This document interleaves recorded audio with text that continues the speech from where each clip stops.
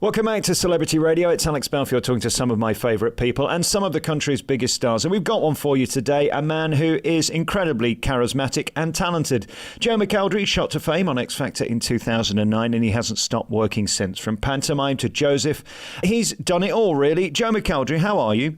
Very well, thank you. Very well. Do you know, it must be great to be you. When I think about stars, they come, they go. Some performers, especially off reality shows, are forgotten very quickly. But you've managed to sort of form a path where people like you and love you and care about you and follow you, don't you? It's remarkable.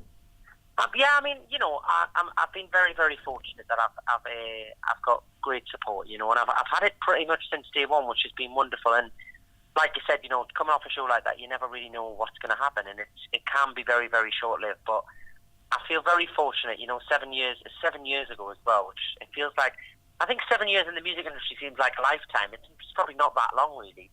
But I'm very fortunate to still obviously get to do what I do, you know, and you see lots of people that, you know, struggle in the music industry, and it is, you know, it's a hard industry to work in. It's very competitive and very full on, but I do have fun and I enjoy it.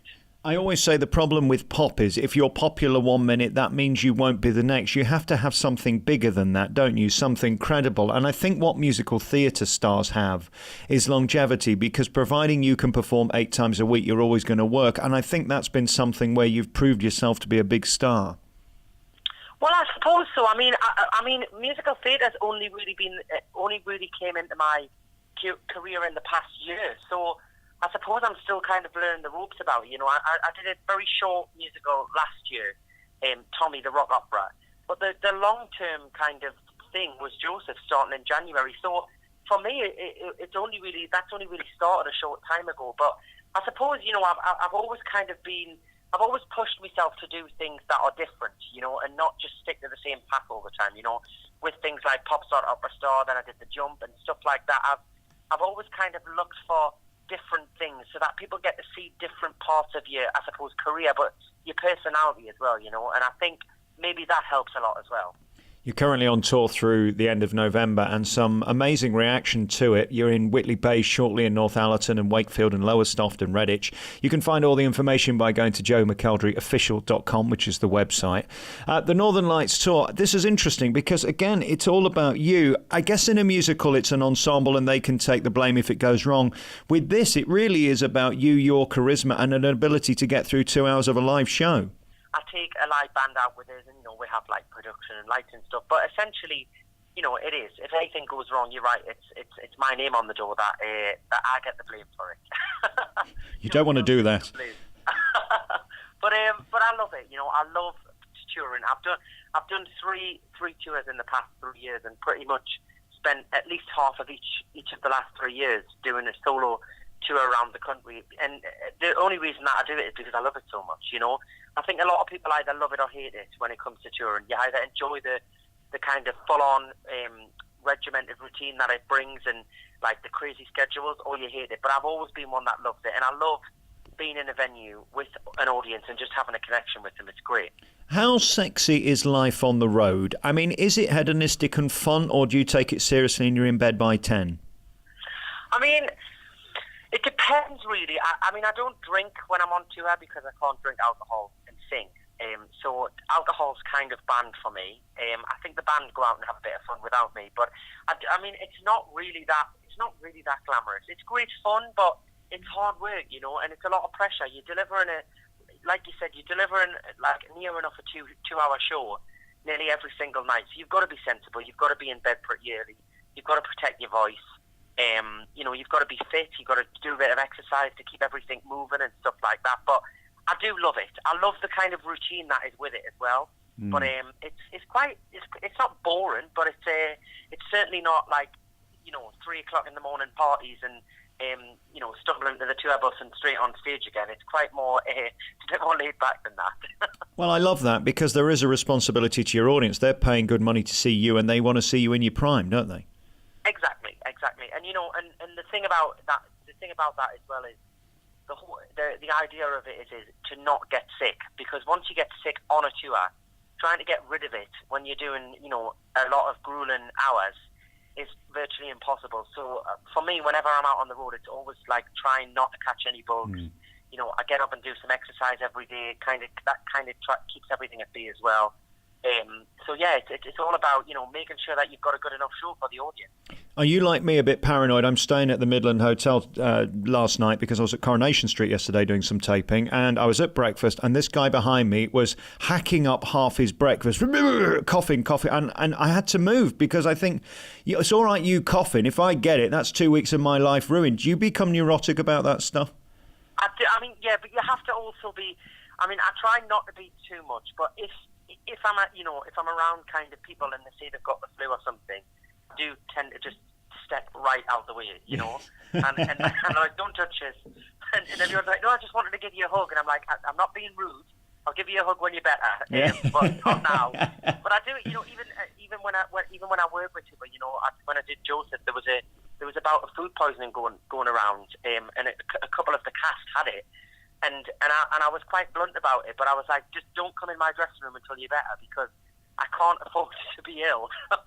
No. Unfortunately, I can't send a replacement on. That's the bad thing about my job. So I've got to try and stay well all the time. Yeah, and that's the great thing, and that's the reason you get the gig when you're good and you're able to do it. And I wonder, let's just talk about Joseph a little bit. I mean, I haven't actually seen you in it, which is annoying, but I'm going to get to see you when you come to Nottingham.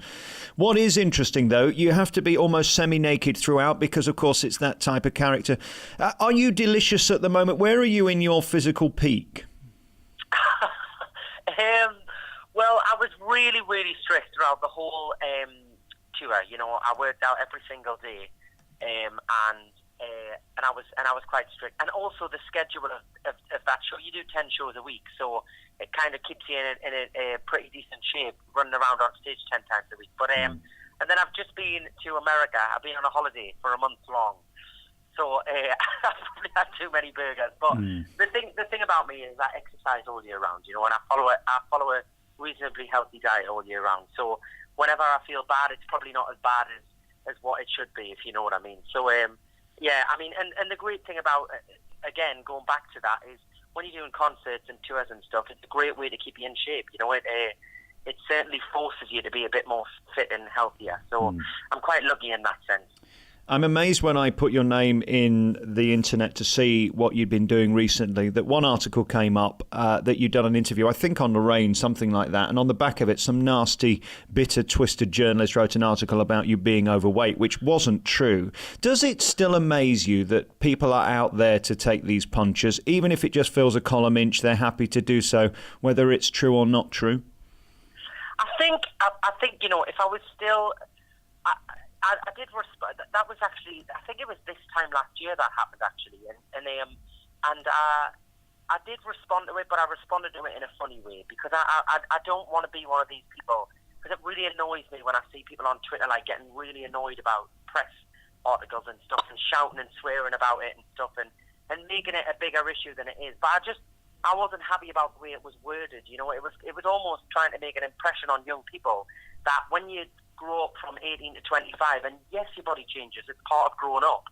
I didn't want my name being associated with almost like an article of making people ashamed for their shoulders being a bit broader, or their face, their jaw being a bit stronger and making them look a bit bigger in the face. Right. I didn't want to be associated with that. But having said that, 7 years down the line, I have become kind of used to that, and you've just got to kind of shake it off. It's nonsense, really, and if you buy into it and you play into it, it only happens even more. So yeah. I try and just pay no attention to it. And also on that, is it fun being a sex symbol? I'm a really deeply unattractive man, Joe. You must know this about me. And I noticed that you're not. The ladies and the boys both seem to find you delicious. Is that fun? I don't know. I've never really kind of thought about it. It's quite funny because people, sometimes people shout things out in the shows and stuff, and like, oh my God, I love you, or you look really sexy, and all of this, and it just makes me laugh. I get a kind of nervous laugh, and it makes us giggle because I just find it quite funny. So I've never really kind of, I don't walk around going, oh wow, yes, I am a sex symbol. It's quite a surreal thing to think about. So I tend not to think about it, really. It's a bit bizarre. Let's go back to you as a child. Were you always entertaining and moreover singing? I used to do a lot more kind of drama and acting and stuff when I was younger. I was always kind of quite scared to sing in front of people. And it wasn't until I was about 14, I think, that I actually started to kind of build up a passion for singing and also the confidence to stand up in front of people. I used to hate any kind of class of set, which is, I find it really strange saying this now, because obviously my whole job is about standing up in front of people now. But I used to hate it. It used to send absolute fear through my whole body, and I was really shy. So it's quite surreal that it's kind of that's not the case anymore. Interesting, isn't it? How you could stand in front of 10,000 now and feel nothing, yet 4 people you know can still be intimidating. Have you got over that? Is that still an issue? Do nerves play with you? I think on certain occasions, you know, if it's certain performances or you know, certainly on the first night of any kind of show, if it's a new show that you're not used to, certainly I still get that moment where I'm like, oh my God, what am I doing? Can I remember everything? Have I rehearsed enough? You always have those questions before you go on. But when it becomes bedded in and you know what you're doing, it's I don't know, it's almost, it just becomes part of the day. And I still get that buzz every night that I go on stage. I still get that real excitement just before the music starts. And then it just becomes something that you're used to, you know, and it becomes really familiar. And you start to just more and more each night enjoy it to the point where by the end of the tour you get there and you're like, wow, like that's the end. And it's just happened all of a sudden because you're having a great time doing it. And of course, Joseph is a great uplifting show. It's a load of camp old nonsense. Have they still got the inflatable sheep, by the way? I noticed that in the West End. They have got the inflatable sheep, which are the bane of my life. Because most of my entrances are near them inflatable sheep, and you're either trying to manoeuvre around them without falling off the stage. Yes, you don't have an incident with an inflatable sheep whilst you're making an entrance, Joe. Exactly. Well, I actually had a funny moment because one night one of them was actually trapped, and it was kind of blocking the entrance onto the stage. So I went to pick it up. I went to help it up, make it look like I was helping an animal up to be in character in the show. But maybe because I was kind of on adrenaline and kind of just trying to get on stage, I picked it up a little bit too much and ended up throwing it over the back of the stage by an accident. So they are certainly, they provide a lot of entertainment to those sheep. You want to be very careful. You'll have the RSPCA on to you. Yeah, but I think people would miss them if they weren't in the show. People laugh at them and joke about them, but they've kind of become a bit of a staple in the show. Yeah, they have. Yeah, very great. It's a wonderful show. And of course, that moment of Close Every Door, which we all look forward to and love. Is there anything more magical in theatre than when you get to own a show with a song that's that famous, sang as brilliantly as you do it? It's quite pressurising. Because obviously, I think everybody comes to the show with a memory. You know, if you're just playing a role in a show that's maybe a new show that people don't know what it's going to be about, and they're coming on a first experience, then it's almost a little bit easier because you do have to win them around with the show, but they have nothing to compare it to. Right. So when you have something like Close Every Door, where so many famous, you know, fantastically talented people have played it. I do kind of, as it starts every night, I have that pressure of like, and don't mess up don't mess up that last note, don't mess up that last note, because you know you want people to enjoy what you're doing. So it's a lot of fun, and I love that song. It's such a brilliant song. It is pretty high, that note, isn't it? Yeah, it is, and I do enjoy singing it. But I do every night. I kind of feel like this is the one moment in the show that you cannot mess up. So make sure you're on your A game. I give myself a little pep talk before I go on. And I know you're also very highly respected in pantomime. Again, I think you've got great discipline. And I think in the business, that is probably the most important thing if you want to be taken seriously by other professionals. And you've got that. Back in Wolverhampton, a beautiful big theatre again this year. Do you enjoy that? Because that's a tough slog, isn't it? Doing some 12 shows a week. Do you know what it is? I absolutely love it. That for me, I got asked a few years ago to be a part of it. And I always loved panto as a kid, going to watch it and stuff, but I didn't know if I was going to enjoy it, so I kind of agreed to do it, thinking I'm either going to absolutely love this or I'm going to hate it. I kind of felt like there would be no in between, and right. The minute I got to the first day rehearsals, I knew straight away I was going to absolutely love it. Hence why I've done this will be my fourth one this year, because I have so much fun. It's like one of the favourite jobs that I ever get to do, because you just laugh every single day. Yeah. For like 2 months, and it's just great fun. The audience are so involved with it. You kind of get to do a bit of acting, a bit of comedy, dancing, singing. It's got everything in it, and and I love it, you know. And the cast we've got this year is brilliant. In Wolverhampton, we've got Lisa Riley and Lucy Kay, who played the narrator, and Joseph is actually going to be playing Jasmine. Great. And we've got loads of other very, very talented people. So I'm really looking forward to it. Yeah, and what a responsibility as well. That's often the first place any child will see any show anywhere in the world, and you're responsible for making that something to remember, and you'll impact people for the rest of their lives. I think that's wonderful. Exactly, and the company that I work with, that I do the shows with, are fantastic, you know, and they put on incredible shows. It's such a spectacle to watch. So to be a part of that as well, and watching adults like rolling around on the floor, laughing their heads off, and singing along and having a great time, and almost turning into children again is brilliant. Yeah, love it. But there's nothing better than looking out there and just seeing how amazed the little kids are about the kind of spectacle of the show, you know, and how involved to get in it. It reminds me of being a kid when I used to go and how much I loved it. So It's a lovely feeling. Fantastic. And then finally, about you and your happiness. Are you in a good place right now? Are you with a partner? Are you happy? Is it going well privately? We know professionally it couldn't be getting much better. Yeah, I'm happy. I mean, I'm single. I'm happy. And yeah, I mean, I always say I'm kind of married to my microphone. It's the only... At least you can't answer back. It's the only constant in my life. So yeah, but I am single and I'm very happy. Is it hard to date when you're Joe McElderry? Because, I mean, everybody knows who you are before you know who they are. Yeah, I suppose so.